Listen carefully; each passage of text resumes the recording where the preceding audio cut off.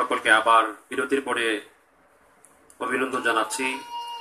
আমরা যান্ত্রিক গোলযোগের কারণে সময় মতো আসতে পারিনি, দুঃখিত। আপনারা যারা অনুষ্ঠান দেখছিলেন সকলকে মোবারকবাদ। আমাদের ফোন নাম্বার দেওয়া আছে 01710676864। এই নাম্বারে ফোন করতে পারেন অথবা ইমেইল করতে পারেন muftimasud110@gmail.com। আমরা যে আলোচনাগুলি শুনছিলাম সেটি আমরা শুনবো বাকি অংশ। কুল ইন্নামা আনা বাশারুম মিসলুকুম ইউহা ইলাইয়া এর ব্যাখ্যা এবং ইন্নী খালিকুম বাশারাম মিন তিন দিয়ে যারা এই দুটি আয়াতকে একত্রিত করে নবীজিকে মাটির তৈরি মানুষ বলতে চায় তার আসল ব্যাখ্যাটি শুনবো।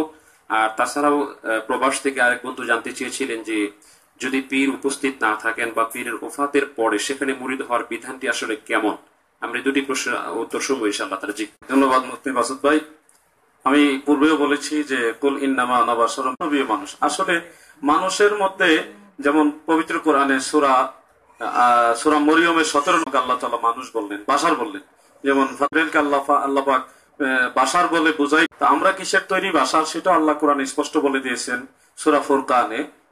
যে সূরা মায়েদার 15 নম্বর আয়াতে আল্লাহ তাআলা স্পষ্ট বলেছেন কাদ জাআকুম মিনাল্লাহি নূরুন ওয়া কিতাবুন। আশ্চর্য, কোন তাফসীরের কিতাবে কোন মুফাসসিরিনে কেরাম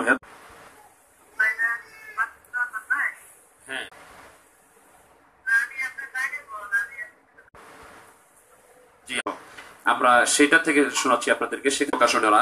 এবং এখানে আরেকটা আয়াত তারা নিয়ে এসেছেন ইয়া আইয়ুহান নাবিয়্যু ইন্না আরসালনাকা এবং তারা আরেকটি ছেলে সৈয়দ মোহাম্মদ ফৈজুল করিম তিনিও বলেছেন এটা সহিহ আছে। এবং এখানে আরেকটি কথা স্পষ্ট, মাত্রেরই ছায়া থাকে, কেবল নূরেরই ছায়া ভণ্ড বলতে চায়। তারা বলে যে এরা নূর নূর করেছিল এবং তাদের মূল কথা হচ্ছে যে নবীজির ছায়া ছিল, নবীজির ছায়া ছিল না। এটা হলো খারেজিদের কথা। মাইয়াহদিল্লাহু, পীর যদি ইন্তেকাল হয় সেই অবস্থায় পীরের কাছে বাক্যটা দুটি, একটা হলো প্রসিদ্ধ আর একটা অপ্রসিদ্ধ। রিজালে কিতাব তল্লাশি করে দেখেছি, রহমাতুল্লাহ জীবনী তো আমরা দেখেছি তিনার খলিফা সালমান হযরত আবুল হাসানের দ্বিতীয় একটা ধারা প্রবাহমান ছিল এবং আছে। সেই ধারাটা তিনার পর অনুমতিক্রমে করা হয়েছে, জবাব দিতে হয়েছে তাদেরকে। এই 26টি প্রশ্নের জবাব সম্বলিত আল মুহান্নাদ আলা তারিকাতিল মাউরুফিয়াতে, অর্থাৎ ওলি আল্লাহ আগে যেমনি ভাবে অর্থ থাকে তিনি ততটুকু হাসিল করতে পারেন। আমরা আশরাফুল মুফাসসির তিনি ওখানে হুবহু এই কথাটা স্বীকার করেছেন যে ইন্তেকালের পরেও আল্লাহ মুহাজির মান্ডিয়াতে ছিলেন হযরতে হয়েছি। এটি আপনারা পাবেন বেহেশত। বায়াতের দোয়ানের যে ঘটনা বুখারী মুসলিম সহ সমস্ত তাফসীরের কিতাবে রাখলেন।